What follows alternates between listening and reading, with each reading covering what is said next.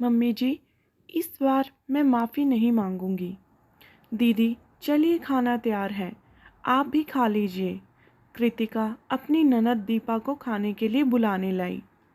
मुझे भूख नहीं है, तुम लोग खा लो, दीपा ने रूखे स्वर में कहा और चादर ओढ़कर सो गई। अरे, ऐसे कैसे भूख नहीं है? अभी तो आपने आर्यन से कहलवाया था कि आपको भूख लग रही है। चलिए, ऐसे खाली पेट नहीं सोते। कृतिका दीपा का हाथ पकड़कर उठाने लगी। कह दिया ना एक बार कि खाना नहीं खाना, फिर क्यों पीछे पड़ी हो? जाओ तुम लोग खाओ ना। दीपा ने अपना हाथ खींचते हुए जोर से कहा। आपको खिलाए बिना हम लोग कैसे खा सकते हैं? चलिए ना। क्या बात है, आप गुस्से में क्यों हैं? कुछ हुआ क्या?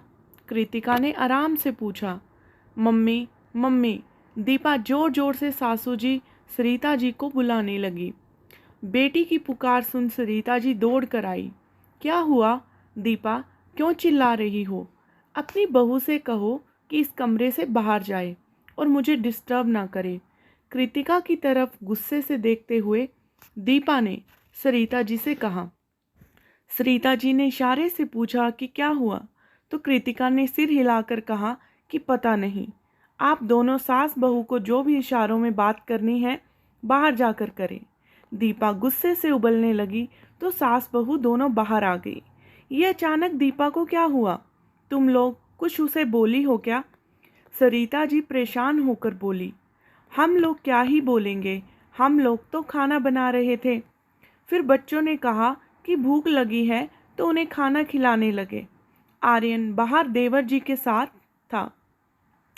उसके बाद और शायद तब दीदी भी वहीं थी। उसी ने आकर मुझसे कहा कि बड़ी मामी मौसी को भूख लगी है, खाना चाहिए। तब मैंने ही उससे कहा कि मौसी से बोल दो कि 5 मिनट रुक जाए, क्योंकि उस वक्त मैं बेबो को और रेवती लविश को खाना खिला रहे थे। फिर हम लोग खाना खिलाने के बाद किचन में गए और रोटियां बनाने लगे ताकि आपका और दीदी का खाना एक साथ निकाल दें। अभी रेवती किचन में है और मैं दीदी को खाना खाने के लिए बुलाने आई तो वो पता नहीं क्यों नाराज बैठी थी और खाना खाने से भी मना करने लगी हैं। अच्छा कोई बात नहीं, तुम थाली लगा कर दो, मैं देखती हूँ। सरिता जी किचन में गई। भाभी, क्या हुआ? ये दीदी क्यों चिल्ला रही थी? सरिता जी को थाली देने के बाद देवरानी रेवती ने धीरे से कृतिका से पूछा। कुछ नहीं, लेकिन यह बात तो तय है कि अब कुछ ना कुछ स्यापा होकर रहेगा। दीदी की आदत है हर छोटी छोटी बातों का बड़ा बतंगड़ बनाने का। उन्हें कब कौन सी बात लग जाए कुछ कह नहीं सकते। जहाँ छोटी मीता दीदी मस्त और घुल मिल कर रहती थी, वहीं दीपा दीदी की नाक हमेशा तनी रहती है। अभी रुको रहो, थोड़ी ही देर में मम्मी जी आकर बताएंगी कि क्यों वो भड़की हैं। एक काम करो, खाना निकालो, हम लोग भी खा लेते हैं, फिर सब किचन भी समेटना है, कृतिका ने रेवती से कहा और बर्तन खाने खाली करने लगे। अभी दोनों खाना खाने बैठी ही थी कि सरिता जी तमतमाते हुए आई। बहुत मुश्किल से खाई है वो, तुम दोनों को ऐसा नहीं करना चाहिए था। वो बाहर बैठी इंतजार कर रही थी कि तुम लोग उसे खाना खाने के लिए बुलाओगी, लेकिन तुम लोग नहीं बुलाने आई।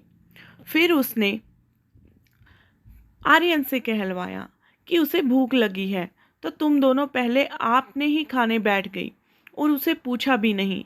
लेकिन मम्मी जी, हम लोगों ने अभी खाना कहाँ खाया है?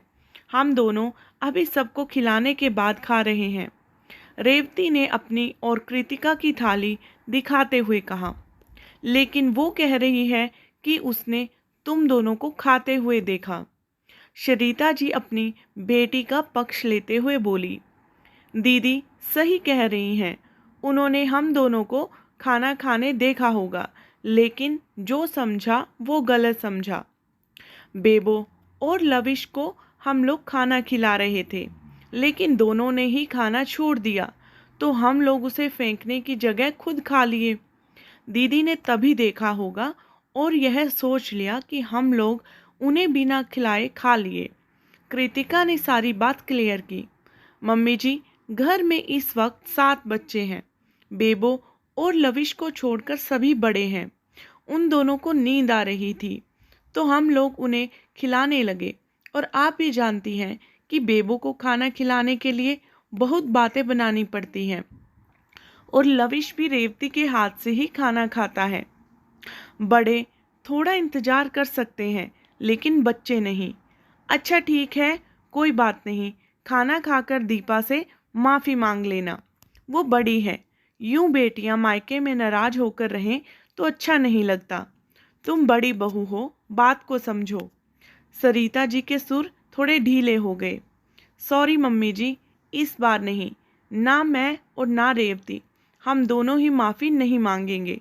कृतिका ने खाना ख़त्म किया और पानी पीते हुए बोली, देखो बड़ी बहू रिश्तों के बीच कई बार छोटी छोटी बातें बड़ा रूप ले लेती हैं। अगर माफ़ी मांगने से बात को संभाला जा सकता है तो माफ़ी मांग लेनी चाहिए। सरिता जी समझाने लगी, सही कहा मम्मी जी, रिश्तों के बीच कई बार छोटी छोटी बातें बड़ा रूप ले लेती हैं और आज अगर मैंने माफ़ी मांगी तो सचमुच बहुत बड़ी बात हो जाएगी।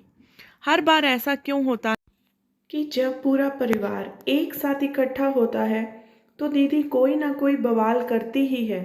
वही मीता दीदी भी है, वो कैसे आराम से रहती हैं। उन्हें भूख लगती है तो हक से आकर कहती हैं कि भाभी खाना दो, और कभी कभी तो वो किचन में आकर खुद अपने लिए परोस लेती हैं और सभी बच्चों को भी दे देती हैं। लेकिन दीदी को हमेशा निमंत्रण देना पड़ता है और अगर थोड़ा सा समय ऊपर नीचे हो जाए तो मुंह फुलाकर बैठ जाती हैं। उन्हें तो इसी बात का बुरा लग जाता है कि उनको फूली हुई रोटी नहीं मिली या फिर उन्हें हलवा छोटी प्लेट में क्यों दिया गया। उन्हें किस बात पर और कहाँ बात बुरी लग जाए कोई नहीं जानता। इन 7 सालों में शायद ही कभी ऐसा हुआ हो कि वो मायके आई हूँ और शांति से वापस गई हूँ। मीता दीदी की शादी हो या फिर देवर जी की शादी या फिर घर में कोई पूजा पाठ हो, उन्होंने हमेशा मुझे नीचा दिखाने की कोशिश की और मैंने भी घर की शांति के लिए कोई गलती ना होते हुए भी माफ़ी मांगी। लेकिन इस बार नहीं, अगर वो बड़ी बेटी हैं तो मैं भी घर की बड़ी बहू हूँ और मेरा भी मान सम्मान है।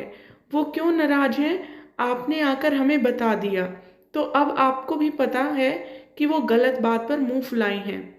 तो इस बार आप उन्हें समझाएं कि वो गलत हैं, लेकिन इस बार मैं माफ़ी नहीं मांगूंगी। कृतिका सरिता जी की आंखों में आंखें डालकर बोली।